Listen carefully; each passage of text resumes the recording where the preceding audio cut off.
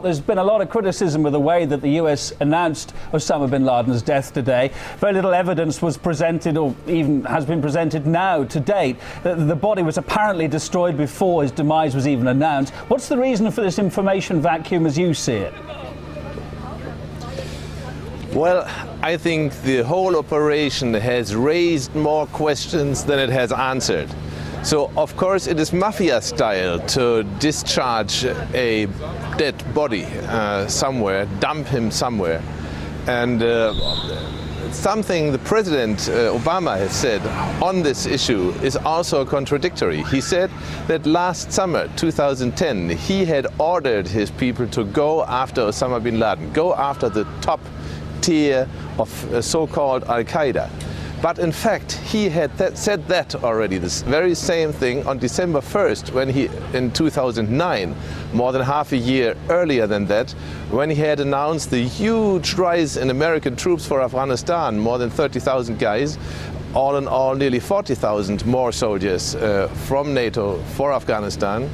So there's a contradiction in there. Then if you look at the location, if you look at the fact that this was very close to a military school, a top-class military school in Pakistan.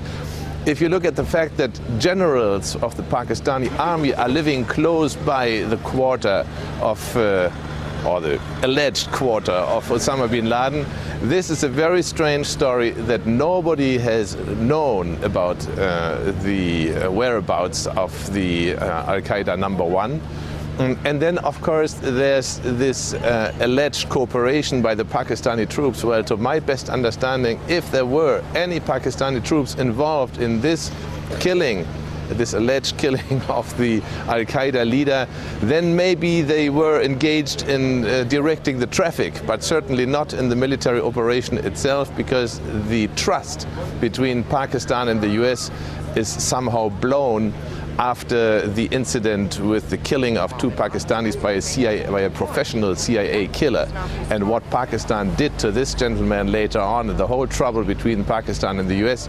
So all in all, we must sum it up. The US have done little to win back their credibility, which was lost over the case of 9/11, and the way they treated the dead body also reinsures any criticism from the world over.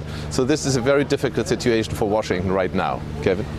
Mr. Horsell, there's an expectation in some quarters that maybe the US government will use his death as justification for the war on terror and continuing interventions, showcasing his fate as justice in action. Do you think that is a likely scenario now? Well, Kevin, we have a lot of scenarios why the US could have done it. One, for example, is that there is simply the beginning of an election campaign in the US, and that one of the potential contenders, the billionaire Donald Trump, who speculates in houses and ground, it is very open. He said that if I am president, America will wage wars as in the past.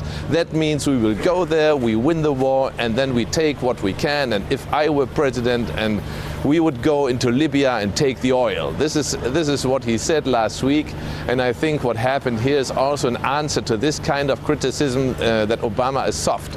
There's another story.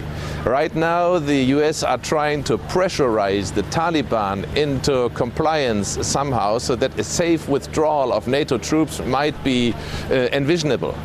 But in fact, I, as an old Afghanistan hand, I doubt that the Taliban can be pressured like that. But there is, of course, a threat of life to Mullah Omar and his friends drinking nowadays tea in Quetta in Pakistan. Kevin?